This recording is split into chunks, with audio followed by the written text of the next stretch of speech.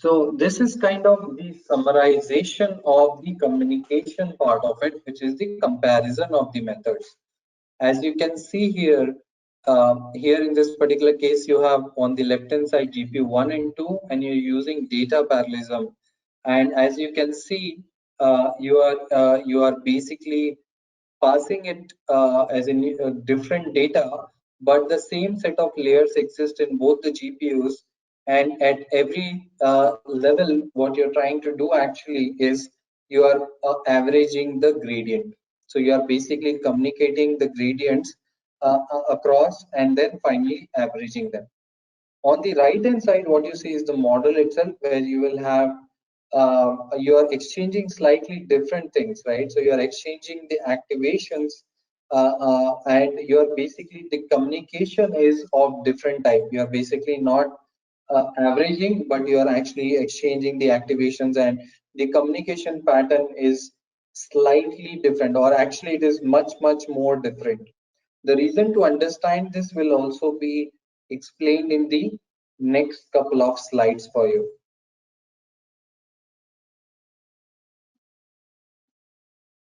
So I was also referring to you in the terms of synchronous and asynchronous communication. So we will be focusing primarily on the data parallel approach in our in the couple of lectures that we are doing. But within that also you have two types, synchronous and asynchronous.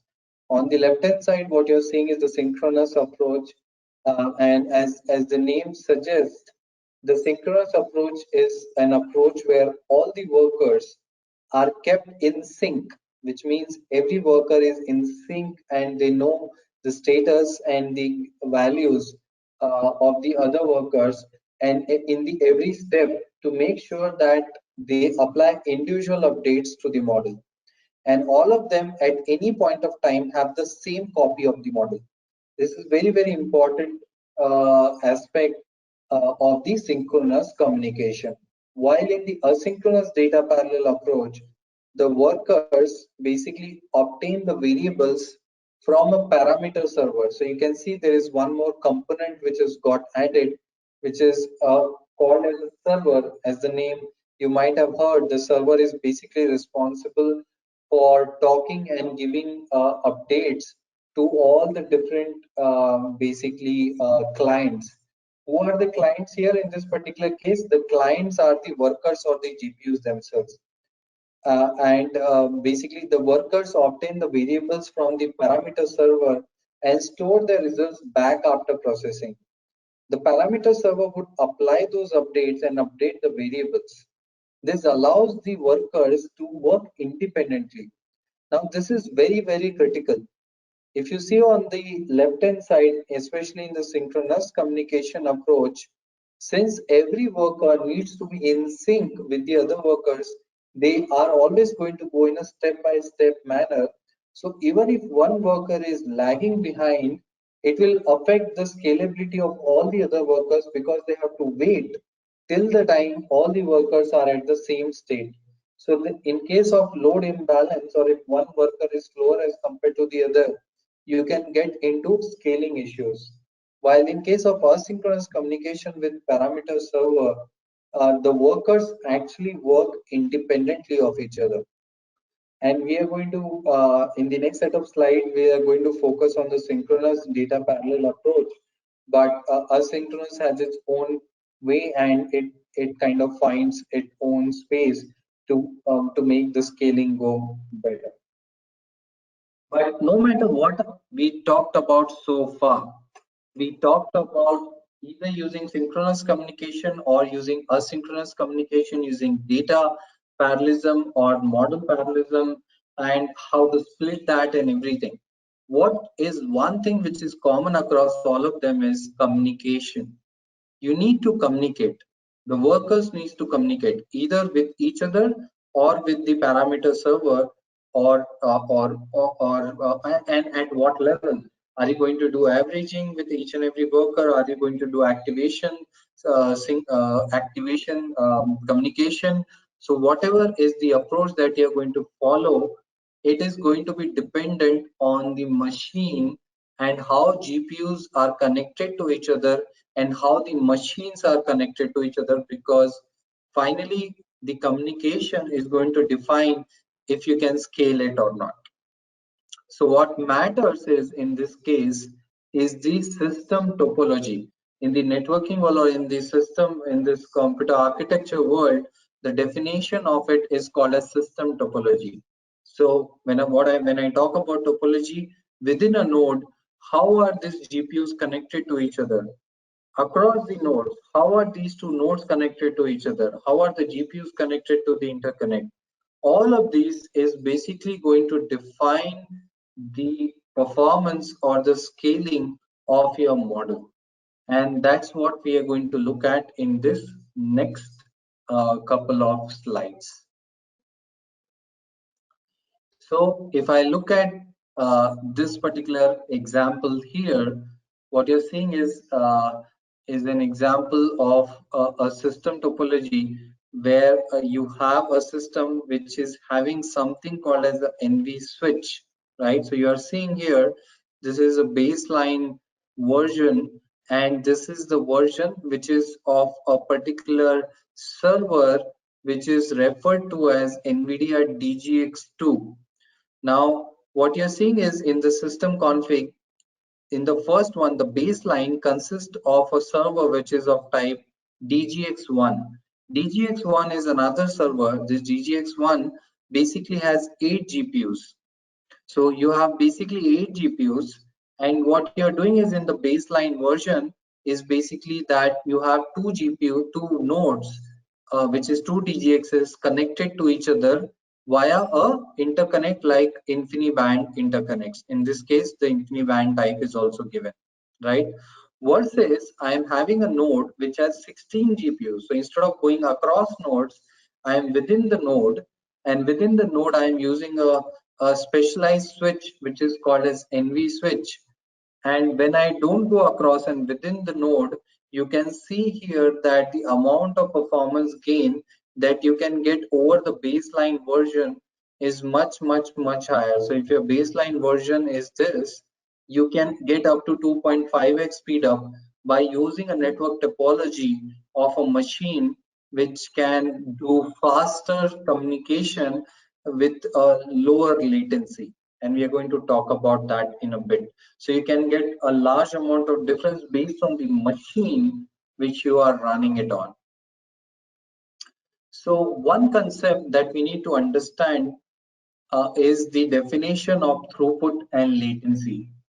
And it is very important to understand it because it's not just about how much speed network I have in terms of bandwidth, but also latency matters a lot, right? Because if you would have seen in the previous set of slides, the communication is happening quite frequently.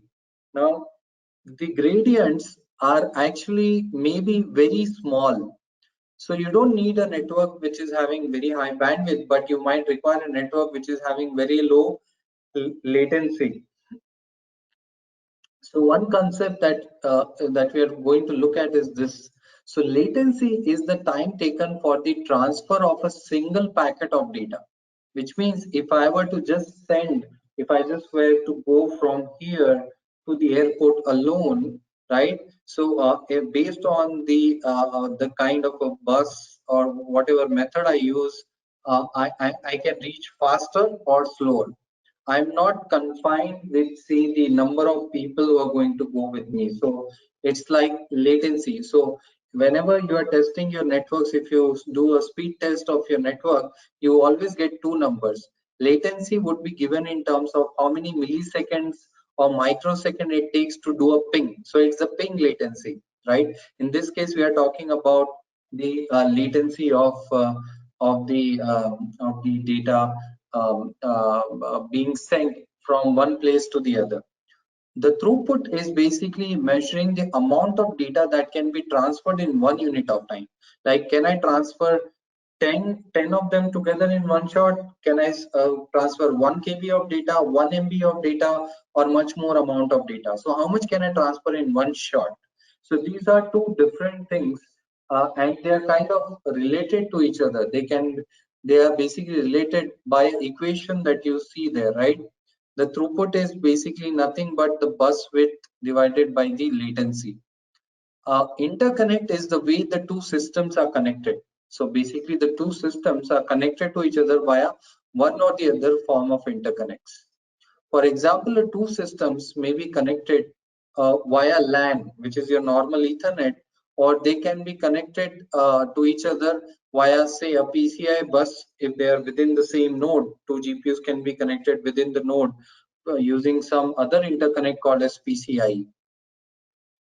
To give you an example of our latest generation architectures like A100 basically has a specialized interconnect which is called as NVLink. If you look at the Ampere cards which are present in the latest generation, they have a particular interconnect called as NVLink, and this is a third generation NVLink.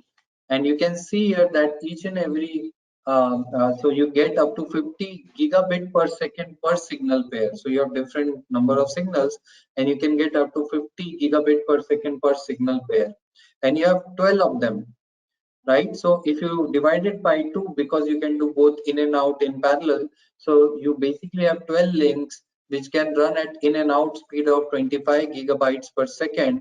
A total amount which comes to is 600 gigabytes per second of total, which is twice more than a previous generation, which was V100. So based on the type of GPU you are going to use, the communication across and the NVLink bandwidth, or sometimes you might be using, like if you use the free instances on the Google Cloud or the other instances out there, it does not even have a NVLink. And when you start using multiple GPUs, you may not get the scaling that you expect out of it, because it does not have this specialized network protocol which is there in A100 called as NVLink. And based on the types of system topology that you have, you may or may not have these kinds of features. Like in here, we are talking about a feature called a GPU direct. What the GPU direct basically means is that if one GPU is connected to the other GPU in a friendly peer-to-peer manner, or which can allow GPU direct, the GPUs can directly talk to each other, which means one GPU can directly transfer the data to the other GPU, and it does not need to depend on any other thing to do the transfer. That kind of matters, and it is dependent completely on the kind of system that you are having GPU in. The other method is also the communication concept, which I was showing some time to you, right? So the communication interconnect, in the previous slide that I showed you, we noticed some basic terminologies that happen in an interconnect, right? We can also have multiple types of interconnects. Like on the left hand side, you are seeing a method which is called as a host staging. The data which is being transferred from different GPUs, the data is traversing from GPU 0, as you can see here, it is traversing via the PCI bus to the CPU first, and then from the CPU it is staged in a buffer before being copied into GPU 1. Right? So based on the type of system topology or the method that you have, you are going to basically have these things, right?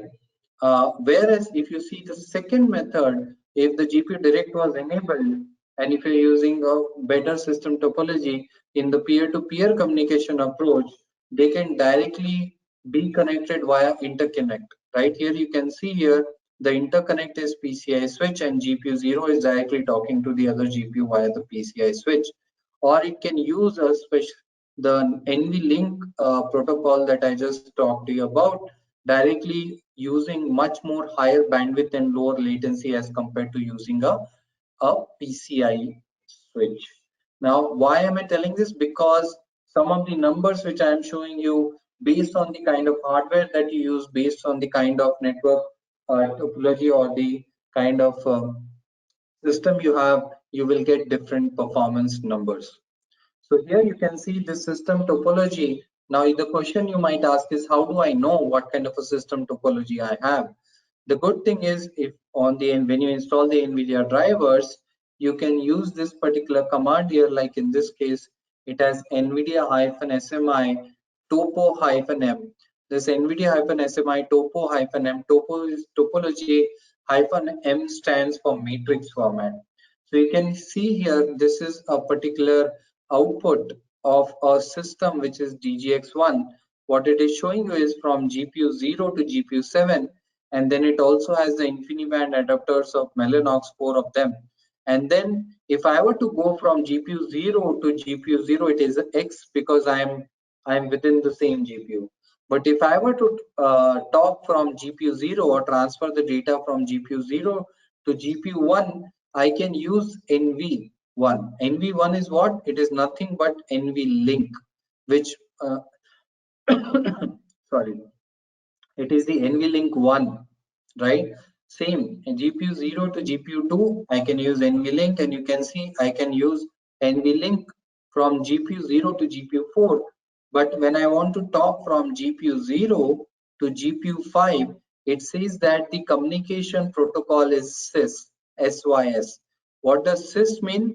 It is connecting or traversing PCI as well as SMP interconnect, which means it's going to basically do the host staging. So it's going to take the larger part, the lower bandwidth part, the higher latency part, and the CPU comes into the picture, resulting into really low performance between GPU 0 to GPU 5, 6, and 7. Now, that's how the overall topology can be found out very efficiently. Network topologies which don't have a really good interconnect pattern, they may result into not so much of good performance numbers when you're trying to scale across. So you can use this command NVIDIA-SMI topo-m to see the network topology. So this is the topology that I was talking to you about, which is there in DGX1. You can see here that there are two CPUs. Both the CPUs have PCI switch. Via the PCI switch, so the CPUs and GPUs are connected to each other via the PCI bus. And within the GPUs, so you have, like here you can see here, you have total 8 GPUs, and the GPUs are connected to each other via also the NVLink. So you can see here, these ones are the NVLink protocols, while these ones are the PCI buses, right? So as I was showing you some time back, I said from GPU 0 to GPU 5, you can see here there is no NVLink. That's why it has to go from here to PCI, then to CPU, and then come to GPU 5. Now you can see here that this is what I was just trying to show you previously in the NVIDIA-SMI topo-m. So why does it matter for us, right? Now that's what we will see in this particular slide, where when we are trying to do this communication, how does it matter? Suppose if you had a system where you had just PCI bus, you didn't have NVLink. So if you remember, there are different kinds of communications which are happening. So the first thing you're going to do is that you're going to load the data from the file system to GPU to the CPU to the GPU. So you're basically doing the data loading over the PCI bus. So you load from file to CPU to PCI to the GPU. And when you are running it in parallel, you are also doing at the same time gradient averaging, and that also you will do via the PCI. So you're using the same PCI for reading the data or transferring the data to the GPU, and also you are using it for the gradient averaging part, which will basically result into choking of the PCI bus alone, right? So the data loading and gradient averaging are basically sharing the same communication resources, leading into congestion, right? What if you had a different system and that system basically had NVLink inside it? In that particular case, you can basically do this, that the data loading actually happens via the PCIe bus from the CPU taking this particular path, while the gradient averaging can basically happen via the NVLink. So the GPUs can talk to each other via the NVLink rather than via the PCI, same PCI bus which is being used for the data transfer as well. So there is no sharing of communication happening across the resources, and hence resulting into almost no congestion and resulting into much more better scaling, as I would say, or the performance part of it. Now, the question you might ask is, should I worry about it? Should I not worry about it? It's always a good idea to look at a system and then understand on whether you are going to get good scaling or not. But from a point of view of the frameworks like PyTorch, TensorFlow, and all of them, they basically take care of all of this communication behind the scenes for you. But you might or might not get good performance. But NVIDIA has provided libraries which can result into better performance. It tries to find a lot of things like all of your frameworks like PyTorch, TensorFlow, and all. They use our library when you activate multi-GPU computation. So a library called as NVIDIA Collective Communication Library, or NCCL. Basically, NCCL is a library which provides you many things. It provides you fast multi-GPU and multi-node communication. So it provides you fast collective communication routines for multi-GPU, multi-node acceleration. NCCL improves the application performance by maximizing inter-GPU bandwidth utilization. And also it is very easy to integrate or optimize for high bandwidth kind of networks.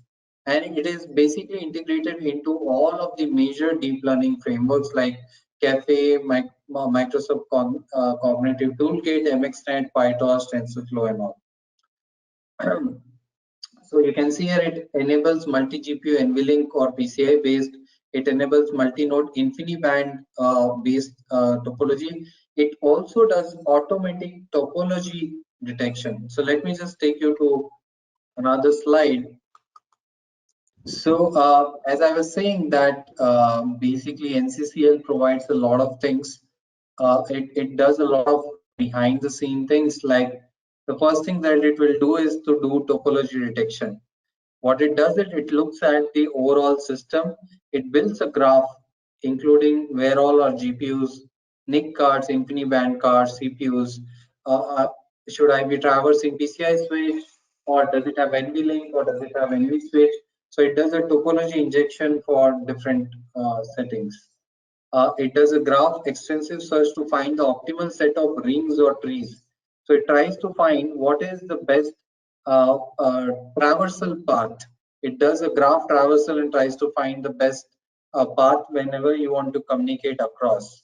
And it does the graph connection based on that, right? And finally, then it runs all of this.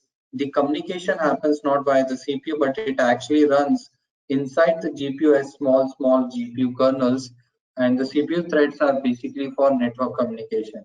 So it uses a smaller amount of GPU for basically doing these kinds of things. So you can see here, it does a lot of things behind the scene for you so that you don't have to worry about it. The only thing is if you have a system which has better system topology, it will help you in doing it. So if I were to use NCCL separately, not within these frameworks, it basically does something like this. You will write a code like, first is to create a unique ID or the communicator. You're going to create communicator, and then you are going to do different communications in forms of like NCCL send or receive, or you can do collective communications like all reduce, broadcast, which are particularly very well known in the MPI world. But the good thing is basically all of these frameworks behind the scene, whenever you want to do this gradient calculate averaging across and you want to communicate, all of this code has been written behind the scenes so that you don't have to worry about this. But the library NCCL is in general present, and you can utilize it if needed. And as I said, all of these frameworks, TensorFlow, Harvard, MXNet, PyTorch, all of them are, it is important to know that how this framework basically implement this, and each of them have a different basically a way of using multiple GPUs, and they call it as strategy.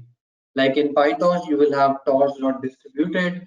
It has three main components, while in Horoward is a very popular distributed framework that works with TensorFlow and PyTorch or MXNet.